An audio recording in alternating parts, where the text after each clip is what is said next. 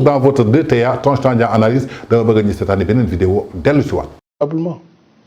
Outre Ousmane Sonko qui est condamné en justice et qui donc est déclaré inéligible,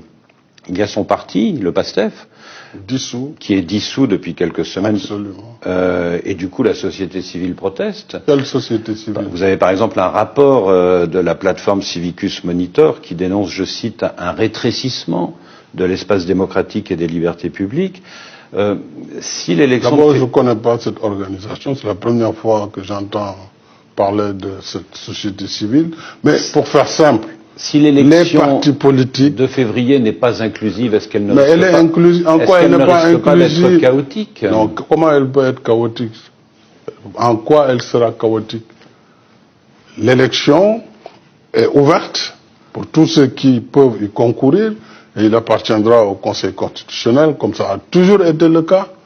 de définir qui peut concourir ou pas. Et ça, c'est la loi. À partir du moment où ça va être fait, l'élection se fera comme toutes les autres élections précédentes. Rappelez-vous qu'il y a des années, il y a d'autres acteurs qui n'ont pas participé. Le PASTEF représente une partie de l'opinion sénégalaise. Est-ce que l'élection pourrait être inclusive? Ce parti est dissous pour la bonne et simple raison que les partis ont des obligations. Un parti politique qui bénéficie de la loi ne peut pas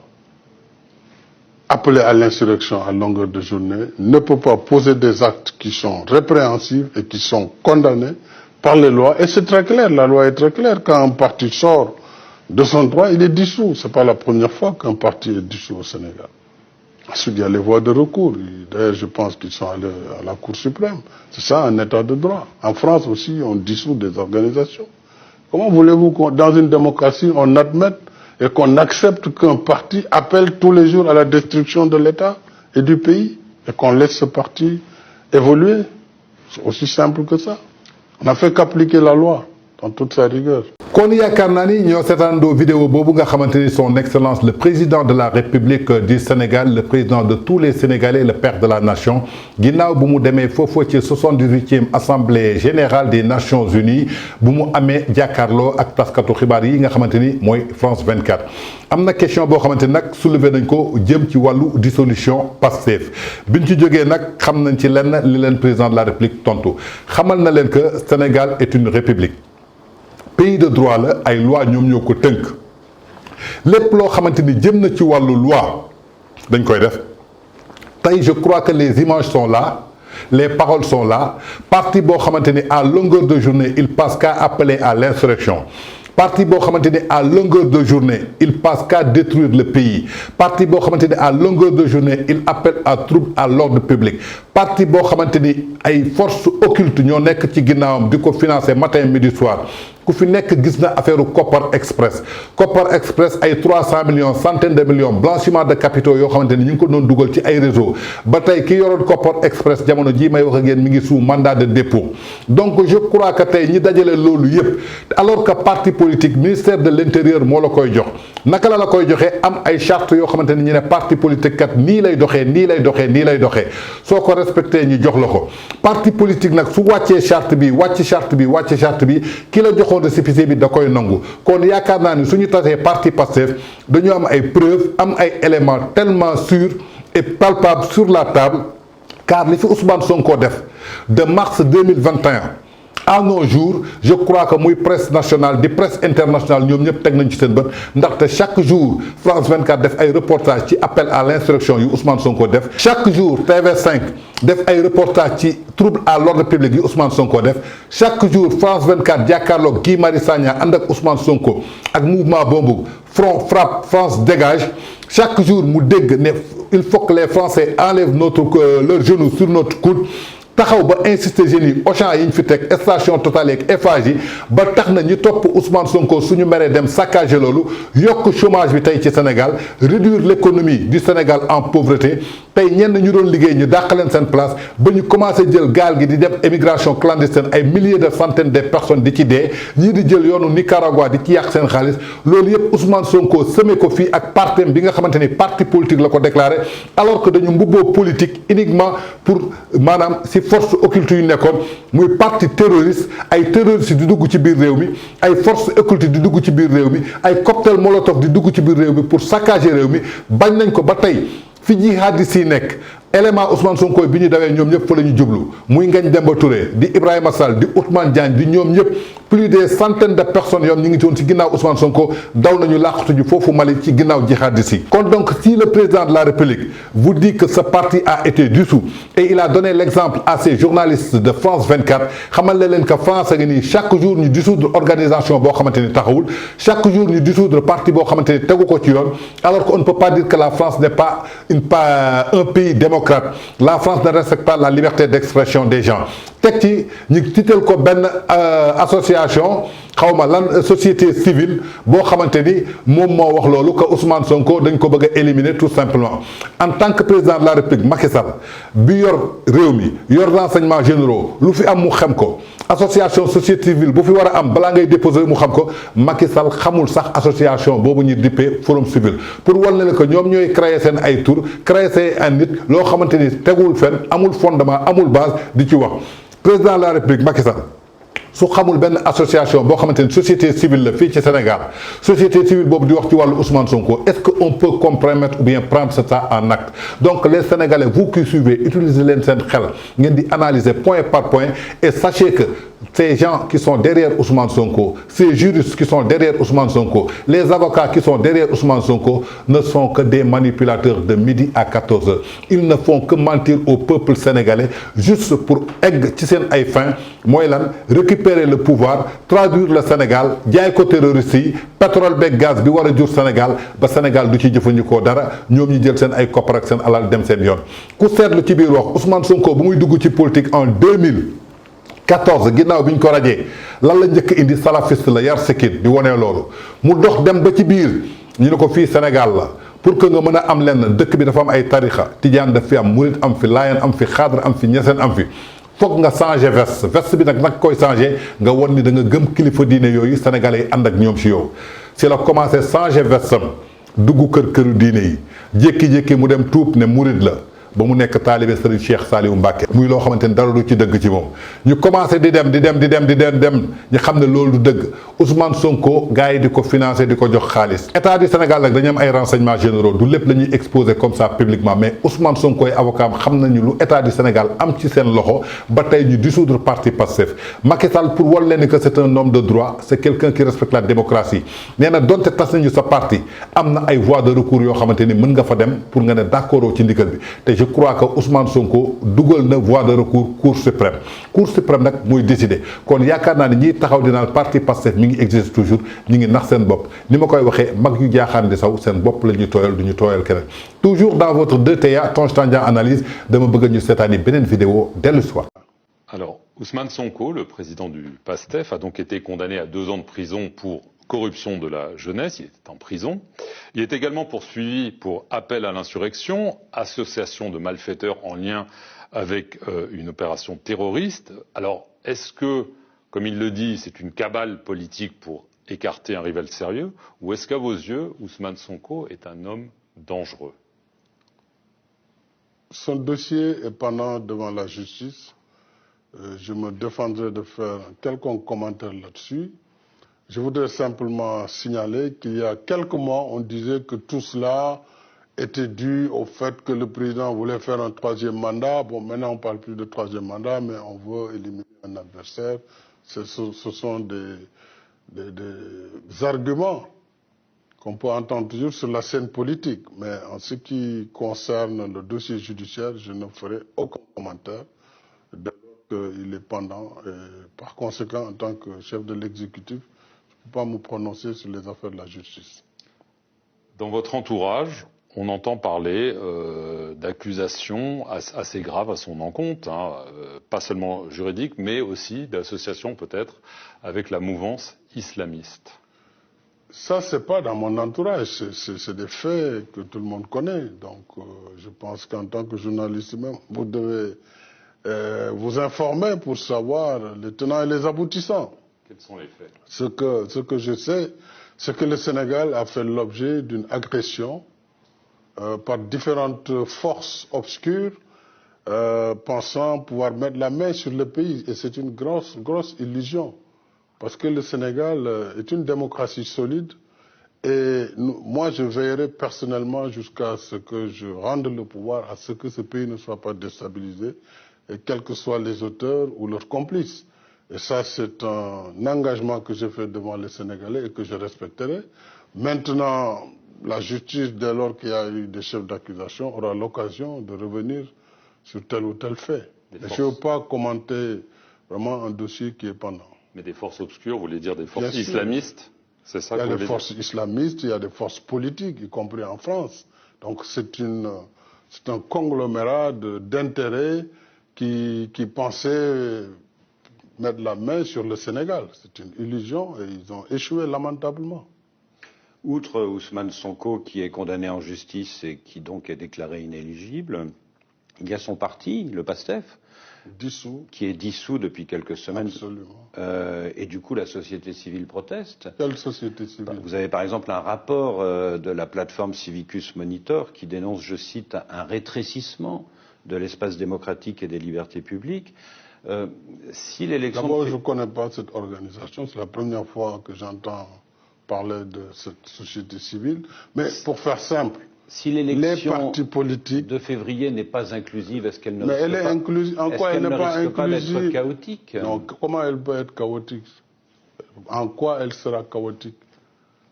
L'élection est ouverte pour tous ceux qui peuvent y concourir et il appartiendra au Conseil constitutionnel, comme ça a toujours été le cas, de définir qui peut concourir ou pas. Et ça, c'est la loi. À partir du moment où ça va être fait, l'élection se fera comme toutes les autres élections précédentes. Rappelez-vous qu'il y a des années, il y a d'autres acteurs qui n'ont pas participé. Le PASTEF représente une partie de l'opinion sénégalaise. Est-ce que l'élection pourrait être inclusive? Ce parti est dissous pour la bonne et simple raison que les partis ont des obligations. Un parti politique qui bénéficie de la loi ne peut pas appeler à l'insurrection à longueur de journée, ne peut pas poser des actes qui sont répréhensibles et qui sont condamnés par les lois. Et c'est très clair, la loi est très claire. Quand un parti sort de son droit, il est dissous. Ce n'est pas la première fois qu'un parti est dissous au Sénégal. Ensuite, il y a les voies de recours. D'ailleurs, je pense qu'ils sont allés à la Cour suprême. C'est ça, un état de droit. En France aussi, on dissout des organisations. Comment voulez-vous que dans une démocratie, on admette et qu'on accepte qu'un parti appelle tous les jours à la destruction de l'État et du pays et qu'on laisse ce parti évoluer? C'est aussi simple que ça. On n'a fait qu'appliquer la loi dans toute sa rigueur. Nous sommes à New York, Monsieur le Président, nous sommes au siège de l'ONU, enfin tout à côté. Est-ce qu'à l'avenir, puisque vous serez libre à partir du mois d'avril, est-ce qu'à l'avenir, le poste de secrétaire général des Nations Unies est une responsabilité que vous pourriez accepter d'assumer si plusieurs pays vous le demandent? Je ne sais pas encore, parce qu'il y a beaucoup de personnes qui me parlent du poste de secrétaire général des Nations Unies. Peut-être c'est leur volonté, c'est ce qu'ils souhaitent me voir faire plus tard. D'abord, c'est pas simple pour être secrétaire général des Nations Unies, vu la géopolitique, les rotations, tout ça est très compliqué. Pour le moment, ma priorité n'est pas à ce niveau, mais si demain, plus tard, il y a une demande de cette nature, pourquoi pas, mais ce n'est pas vraiment une première vocation, je peux vous le dire. Merci, Monsieur le Président, de nous avoir accordé cet entretien. Et merci à vous de nous suivre sur nos deux chaînes. kon yaakaar naa ni ñoo seetaandoo beneen vidéo bi nga xamante ni son excellence le président de la république Macky Sall amal na ko bi mu jàkkaarloog ñi nga xamante ni mooy journaliste France 24 par rapport à la condamnation de Ousmane Sonko pour 2 ans de prison pour corruption à la jeunesse face à la masseuse bi nga xamante ni le ministre de la justice Ismaïla Madior Fall l'a confirmé maanaam bi mu demee Jeune Afrique. Tay bañ ko ci poser question le président de la République ku ko xam na ni que y a 3 pouvoirs au Sénégal. Il y a le pouvoir exécutif, ça dépend du président de la République. Il y a le pouvoir législatif, ça dépend de l'Assemblée nationale, les députés. Le pouvoir judiciaire qui dépend de la justice mu nekk ci bopp ki nga xamanteni moy Ismaïla Madior Fall. Li Ousmane président Macky Sall tontu xamal na len que mom amul commentaire bu muy def ci condamnation Ousmane Sonko parce que yorul pouvoir judiciaire, yorul justice, pouvoir exécutif la yor te xam nañu que la justice, elle est indépendante. On a des juges indépendants. exécutif li muy gérer moom lay gérer Ousmane Sonko dafa am lu ñu ko toppee jugé ko mu def désobéissance civique justice moo jël li muy jël donc on laisse la justice faire son travail donc je crois que ñii di laam-laamee Ousmane Sonko dafa war a génn wala génnul dem ci sëriñ yeeg nangam sangam ñi ngi nax seen bopp la justice va appliquer la loi jusqu'au dernier centime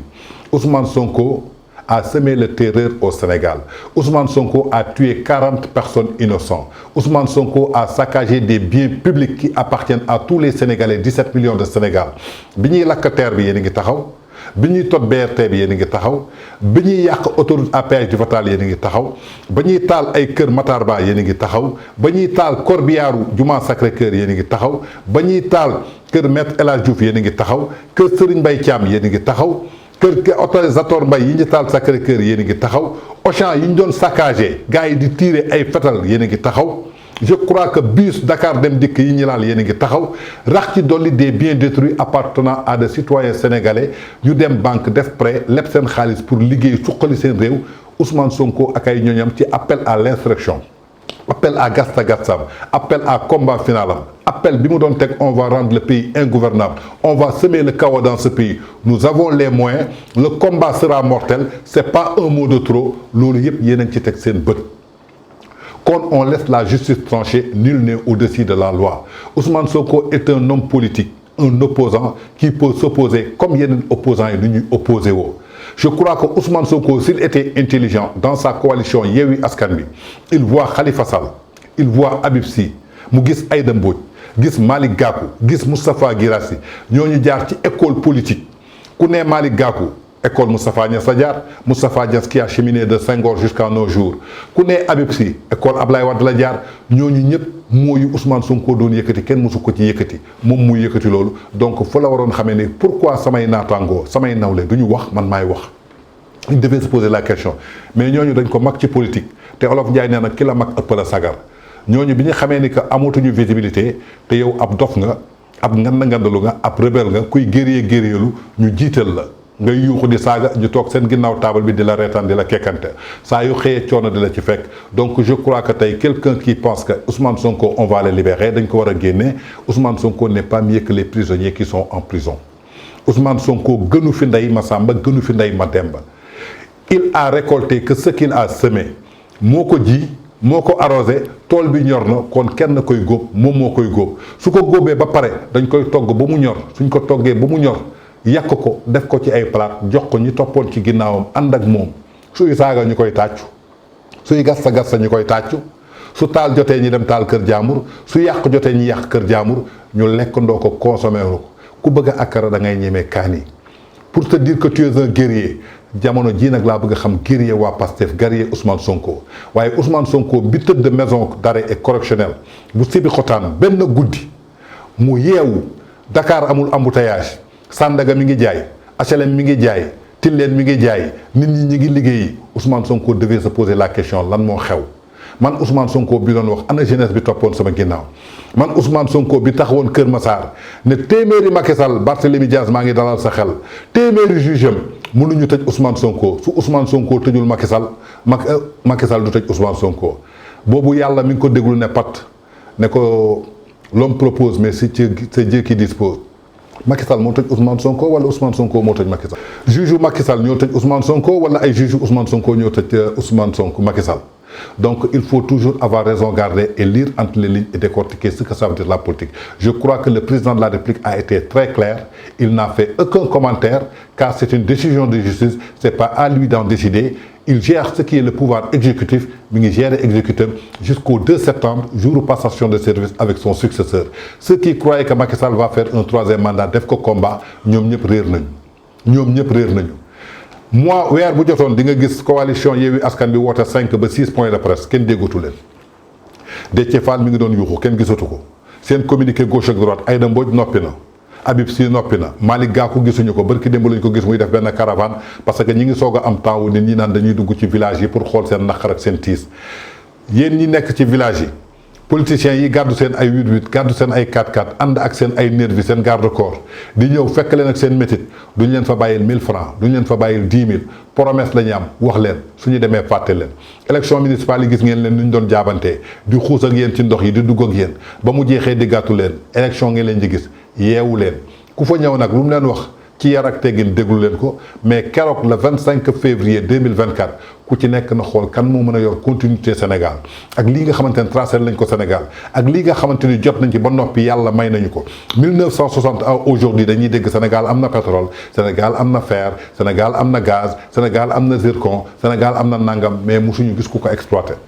yàlla bi dara teewul jaarle ko ci guuru Macky Sall ba keroog muy jeexal ngallaawaay àndalee nag ki ko mën a eggali ci plan Sénégal émergent horizon 2035 ku ci nekk gis ci boppam mais ñii ngeen gis fii c'est des amateurs politiques benn combat la ñu amoon non au troisième mandat non au troisième mandat ñuy na leen mbas na leen ñoom ñëpp tarxiis nañu daanu nañu ku ci nekk yaa ngi marban bi di xool fan ngay féetee.